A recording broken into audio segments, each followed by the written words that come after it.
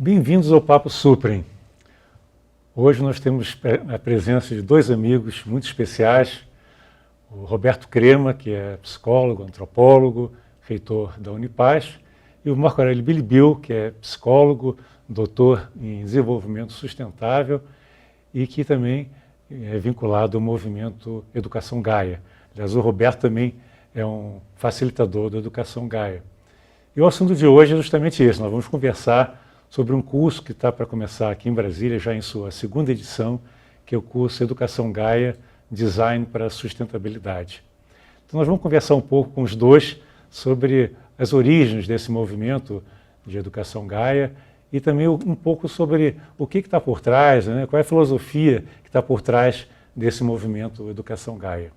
Então eu queria primeiro perguntar ao Marco Aurélio, que já tem uma boa bagagem de experiência junto a ecovilas, né? Como é que você vê o crescimento das ecovilas e a relação das ecovilas com esse movimento de Educação Gaia? As ecovilas foram iniciativas de pessoas que, motivadas por uma liga em comum, uma motivação comum, acabaram construindo assentamentos humanos que se diferenciavam em alguma medida do que acontece nas cidades, né? Em geral, numa ecovila, o que quem a faz pretende é construir um modo de viver em que a comunidade, o espírito de comunidade seja preservado, seja explorado, seja aprofundado, mas que também as relações com o mundo mais que humano também sejam valorizadas, de maneira que a comunidade não é uma comunidade só humana.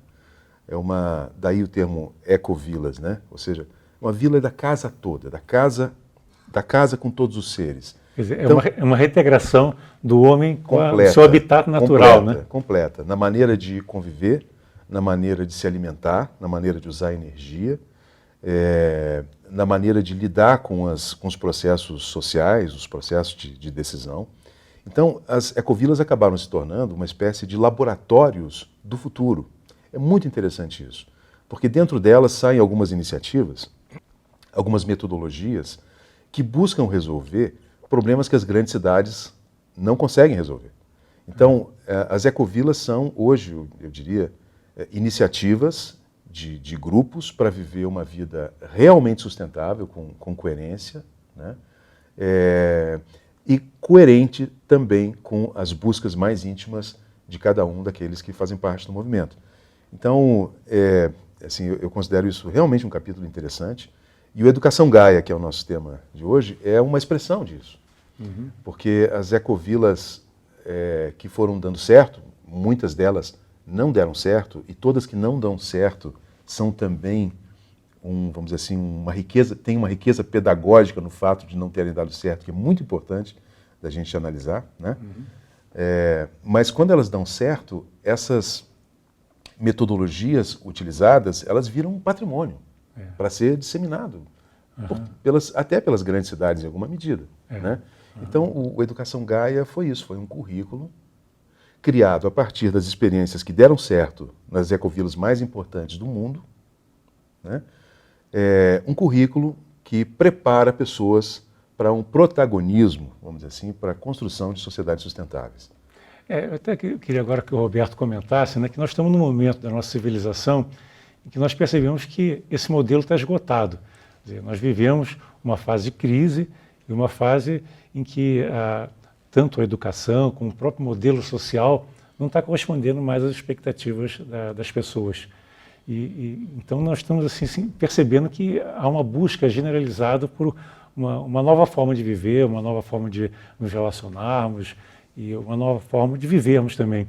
Então eu queria que você comentasse como é que a Educação Gaia entra dentro desse momento como talvez um oriente, né, uma luz nesse momento de crise. Essa é uma palavra que é do nosso dia, né? Crise. E como nós sabemos, a crise é sempre um desafio, sobretudo para as pessoas despreparadas, pode representar o colapso, mas a crise é também uma ocasião de crescimento, de desenvolvimento. Como já disse Gorbachev, um grande líder, nós fazemos parte de uma só família, nós dividimos o mesmo céu, a mesma terra, estamos num único barco e não haverá uma segunda arca de Noé. Então eu creio que a ecovila é uma resposta inteligente de uma espécie que vive uma crise de quase extinção. Para falar de uma forma bastante direta, essa é a nossa situação. São os documentos os últimos documentos de um clube de Roma, de um clube de Budapeste, da própria Unesco. Nós temos pouco tempo para corrigir uma rota que é uma rota de colisão da humanidade com a natureza. Então, eu diria que a ecovila é uma resposta inteligente e que poderá propiciar, juntamente com um mutirão de outros esforços, uma possibilidade de existência com dignidade, com mais humanidade para as novas gerações. Quer dizer, é até uma questão de sobrevivência da nossa civilização, mas em outros moldes, né?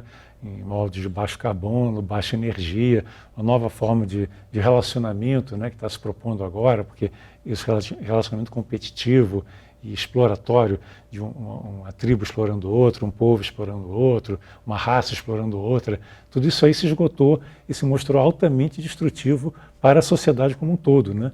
Nós estamos vivendo guerras sucessivas que estão colocando em risco várias populações, especialmente as populações mais carentes, que não tem como se prevenir e se defender desses problemas, inclusive do aquecimento global, que é fruto também da agressão à natureza que nós presenciamos, né? Sem dúvida. Eu creio que é uma doença terrível, nós temos denominado na Unipaz essa doença de normose. É uma patologia da normalidade. Eu creio que é preciso compreender essa doença, porque ela tem um fundamento que é sistêmico. A normose ela surge quando o sistema no qual convivemos encontra-se dominantemente desequilibrado, insustentável, onde predomina a violência, a falta de visão e a falta de cuidado. Então, ser normal é se adaptar à doença. Trata-se, aí nesse caso, a saúde é uma resposta de desajustamento. E, por outro lado, a normose também significa uma doença de estagnação evolutiva. Eu creio que uma ecovila e o propósito de uma educação centrada na questão ecológica é de fundamental importância, desde que a gente compreenda a ecologia que nasce no meio da gente, se expanda para a sociedade e abranja todo o planeta. Justamente a proposta do Educação Gaia é justamente essa, né? Pegar todas as boas experiências, como o Marco Aurélio colocou nas ecovilas, onde havia mais liberdade para se tentar o novo, né? Tanto em termos de energia, de agricultura, como de modelos educacionais, modelos também de construção, e ver o que vale a pena fazer, o que dá certo. E foi interessante que o Gaia surgiu num momento em que vários educadores de diferentes ecovilas, da Índia, dos Estados Unidos, da Inglaterra e de outros países da Europa, se uniram para buscar as melhores soluções, né? Vamos ver o que deu certo e vamos, então, criar um currículo que reflita as boas experiências e que sirvam como, vamos dizer assim, uma formação para novos líderes, né? Para pessoas que estejam preparadas para assumir as rédeas de um momento de crise. E isso aí foi condensado, discutido durante um certo tempo e gerou-se, então, esse currículo do Educação Gaia. Isso que você disse há pouco, o fato assim, a nossa rota civilizacional, né? Especialmente no século XX, ter estimulado tanto a competição e a individualidade, assim, a ênfase no individual é uma conquista importante, isso a gente tem que deixar bem claro, né? Uhum. É uma conquista importante. O individualismo, vamos dizer assim, até um movimento filosófico, ele nasce num determinado momento, mas a evolução dele no nosso tempo gerou, assim, transformou o individualismo em algo meio alienado, né? O individualismo, o senso do indivíduo virou vamos dizer assim, um isolamento do senso do eu, desconectado do resto. E esse é o grande problema. Então, como consequência disso, a gente teve uma radical perda, aliás, radical não diria, mas uma gradual, caminhando para a radicalidade, perda do senso de comunidade. E como a gente vive na era das grandes cidades, né? Assim, a migração para os grandes centros ela não para, E a perspectiva é que no futuro, quem habita a área rural vai significar um percentual muito pequeno da totalidade, especialmente nos países desenvolvidos. O que acontece é que no contexto das grandes cidades, em geral, a gente vai perdendo o senso de vizinhança e de comunidade. E a gente sabe da psicologia, Adler, por exemplo, falava isso, como o senso de comunidade é um aspecto da saúde fundamental. Né? Saúde se expressa no sentimento de estar em comunhão com quem está à volta. Né? Essa é uma expressão. Roberto, da você saúde. que é psicólogo também, você sente muito isso, né? Certamente a sua experiência como psicólogo ao longo do tempo deve ter mostrado que as pessoas se sentem muito solitárias, né? Muito desconectadas, né? E é uma desconexão total, desconexão em relação ao seu vizinho, às vezes até em relação à sua família e em relação à própria natureza, né? E isso gera um sentimento de solidão muito grande, né? Sim, eu creio que isso é uma característica dessa normose. Falando do ponto de vista mais global, o capítulo talvez mais importante seja do egocentrismo. E a essa desconexão a partir do si mesmo.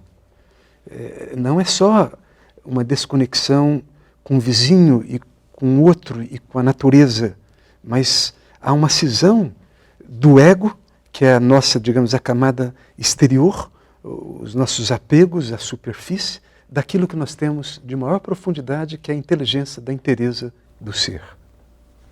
Eu li uma frase uns dias atrás, uma pessoa dizendo que, ela falando justamente sobre o sentido de comunidade, como se perdeu a relação com a vizinhança. Eu trago esse assunto porque é um dos aspectos que busca ser curado nas ecovilas. Né? A relação com o vizinho, a relação com o próximo. Né? Ele dizia assim, hoje cada vez mais, especialmente nas grandes cidades, a gente perdeu a confiança que pode construir uma vida a partir da relação com os vizinhos. E a nossa sociedade de consumo, ela nos faz acreditar que uma vida bem vivida, uma vida satisfatória, ela tem que ser comprada. Ela só acontece se eu tiver dinheiro para comprar essa vida e ter os elementos da vida. Isso vem substituir um sentimento que é muito antigo nosso. Eu acho que está no nosso DNA, que é o sentimento de pertencimento a um grupo, de apoio mútuo, de conexão com o grupo. Que está nas tribos, inclusive. Está nas tribos, exato, está nas tribos. Então, é bonito isso, porque as ecovilas, de certa forma, buscam resgatar um sentimento das tribos num mundo ultra tecnológico, ultra avançado, aceitando essa tecnologia, né? E adaptando essa tecnologia às necessidades de uma vida sustentável, mas preservando a confiança no vizinho, a confiança naquele que está construindo. E essa sensação de o poder de escolher e co-criar uma forma de vida satisfatória. O resgate dessa... É interessante o que você colocou, porque as ecovilas, de certa forma, elas estão resgatando o que foi perdido, né? Que é essa cultura tribal de relacionamento, um ajuda o outro, mas com tecnologia. Exatamente. E isso que talvez seja o grande pulo do gato, né? Quer dizer, é possível você usar bem a tecnologia. A tecnologia não precisa ser proscrita, ela não precisa ser colocada de lado e a gente voltar a uma sociedade tribal no sentido convencional. É possível você ter convivência, mas usando tecnologia, usando todas as benesses, todos os avanços que a tecnologia nos trouxe, que podem ser grandes auxílios, né, para que a gente tenha uma vida de qualidade. Porque, inevitavelmente, nós somos uma espécie tecnológica. Desde a primeira pedra lascada, nós somos uma espécie tecnológica. Agora, de onde parte a tecnologia que a gente vai usar? Da nossa ignorância, do nosso senso de desconexão, ou, ao contrário, de um senso de comunhão com o que está à volta? É a tecnologia que não é usada para explorar o outro, mas que é usada para o crescimento interior do ser humano e para o bem-estar do ser humano. Bom, nós vamos dar uma pequena parada e na segunda parte desse nosso bate-papo de hoje, nós vamos conversar um pouco mais sobre o curso Educação Gaia, o seu currículo e como é que isso aí está acontecendo no mundo também. Então fiquem conosco, até já.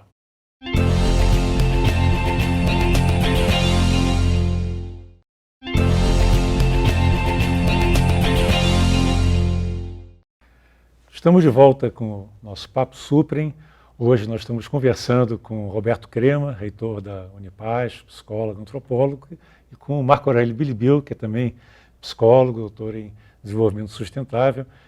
E o assunto de hoje é Educação Gaia, um curso que está sendo dado aqui em Brasília, que é dado no mundo inteiro, em quase 40 países, está se oferecendo esse curso de Educação Gaia. E nós estamos conversando aqui sobre, primeiro, como surgiu a Educação Gaia dentro das ecovilas como uma resposta a uma demanda da sociedade por um modelo de convivência diferente, uma tecnologia mais apropriada e mais centrada no ser humano e uma forma de relacionamento com a natureza também diferente, em que a natureza é honrada e também o feminino é honrado. Então eu sei que o Roberto tem trabalhado muito esse aspecto da emergência do feminino, a importância do feminino nesse momento de crise que nós estamos vivendo hoje. Então eu queria que você fizesse um paralelo, né, entre esse momento de hoje, em que o feminino está, de certa maneira, ressurgindo, mas de nova forma, não como as Amazonas do passado, né, mas de uma forma muito mais integrada, e como é que isso se relaciona com essa visão holística que a gente está observando nas ecovilas. Me parece uma reflexão importante, porque o paradigma da modernidade surge com uma cisão com o sujeito. Então, enaltece-se o espírito de uma objetividade. Então, todo o racionalismo científico enfatizou, por um lado, a razão, por outro lado, a sensação, ou seja, o racionalismo empírico.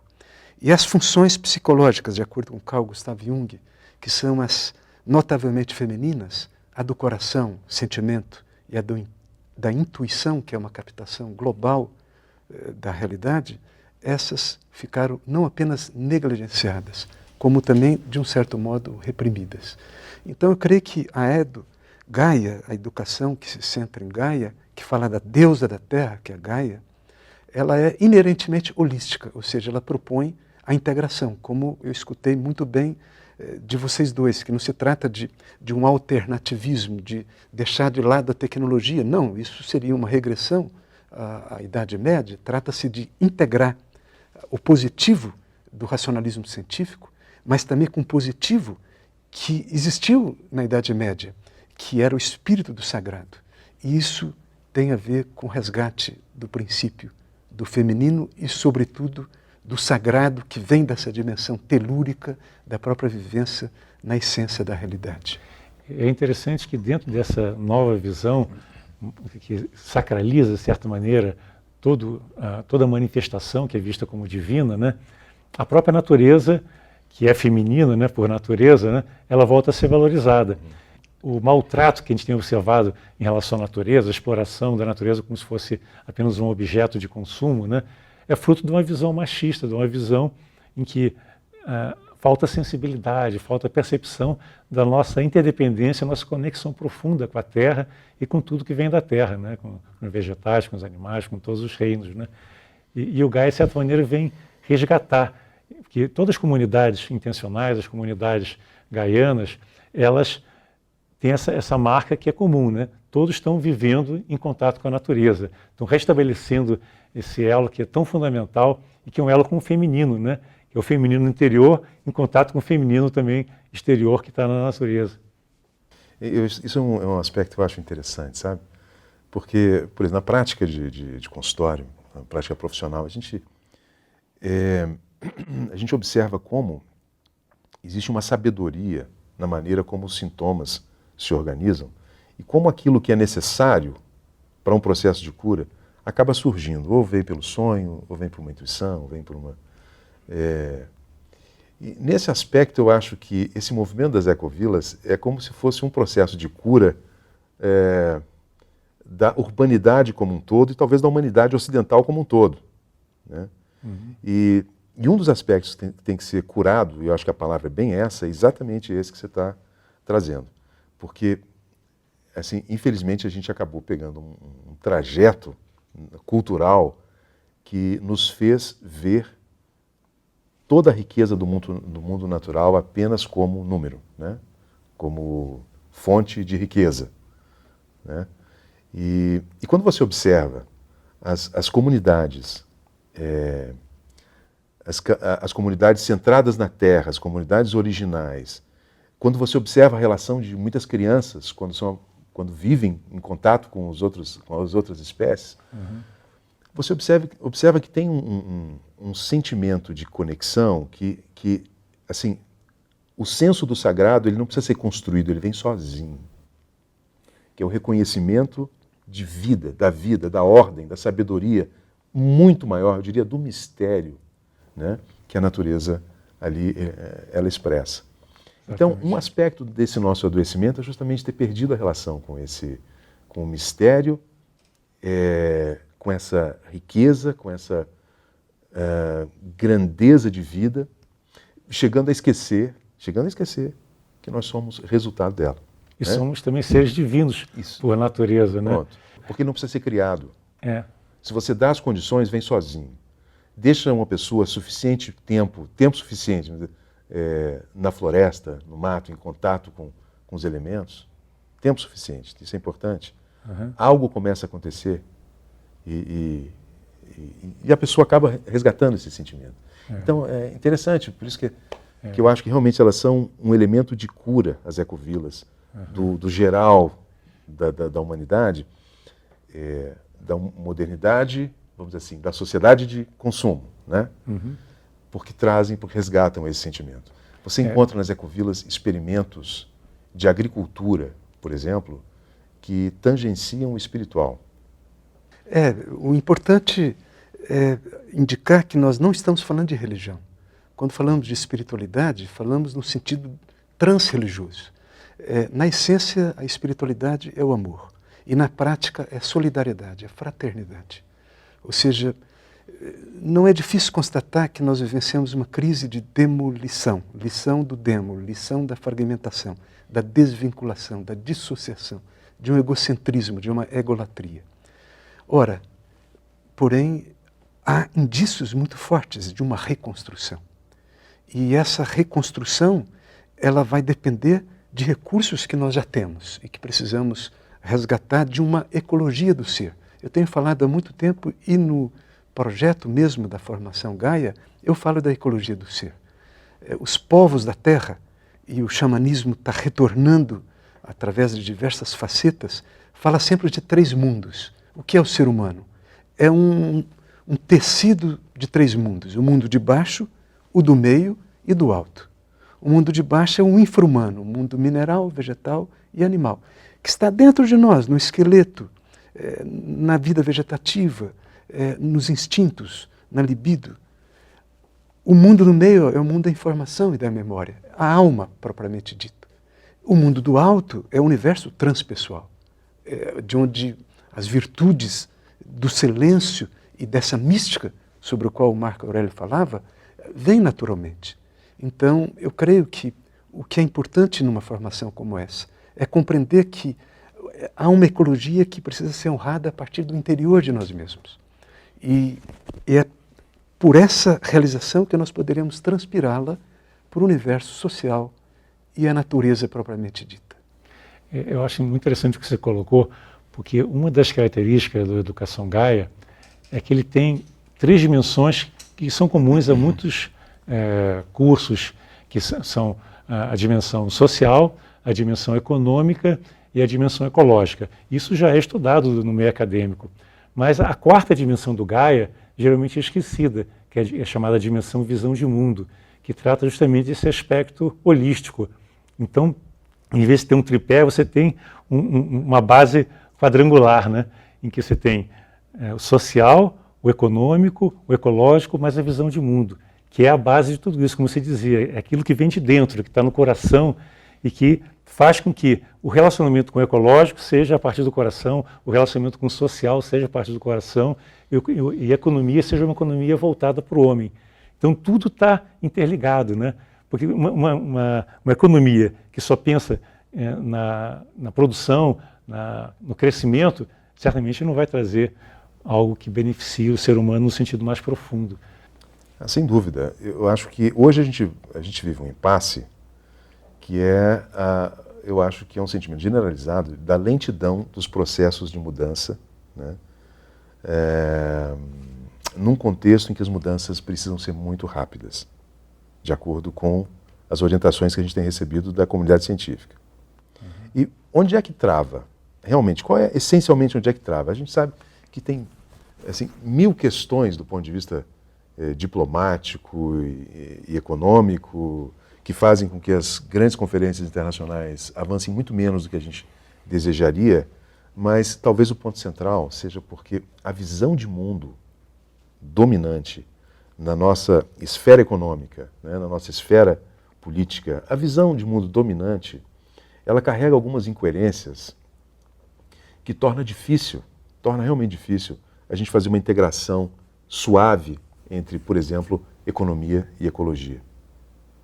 Porque, como essa visão de mundo ela prioriza o individual travestido de egocêntrico, portanto, ela vai para a afirmação dos interesses da parte contra os interesses da globalidade, né? Isso acaba gerando um tipo de visão, inclusive econômica, e de organização de comunidades, né, que é difícil passar. Quem pode viver sustentabilidade com coerência hoje é quem ousa questionar a visão de mundo.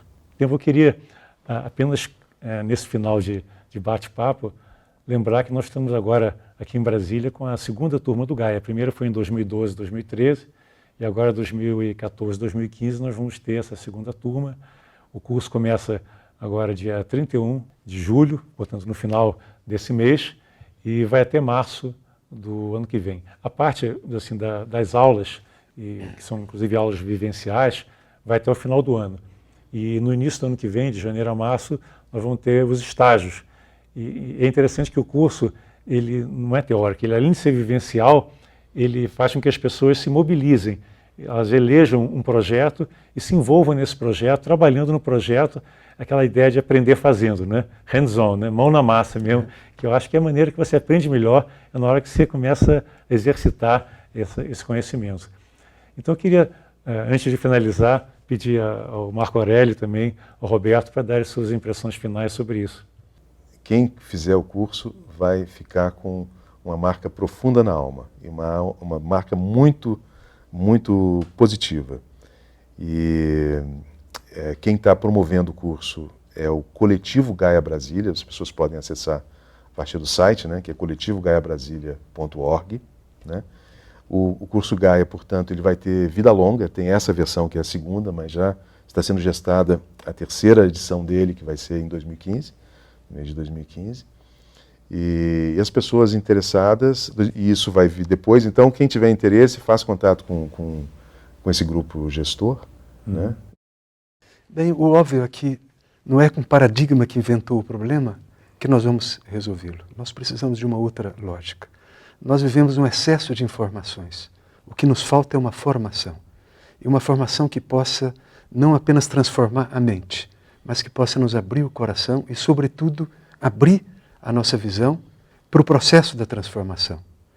Porque mudar o mundo é mudar o olhar. E é agora o quando. Portanto, eu fico muito feliz em poder participar desse projeto. É um projeto vivo e, portanto, ele vai se desdobrar dentro dessa questão que é a mais importante, que é uma sustentabilidade com ética e respeito à própria vida. Estão todos convidados a conhecer o projeto. No site existe uma informação mais detalhada sobre o curso. E nós nos despedimos aqui, agradecendo o Roberto e o Marco Aurélio pela presença. E estejam conosco nas próximas edições do nosso Papo Suprem. Até a próxima.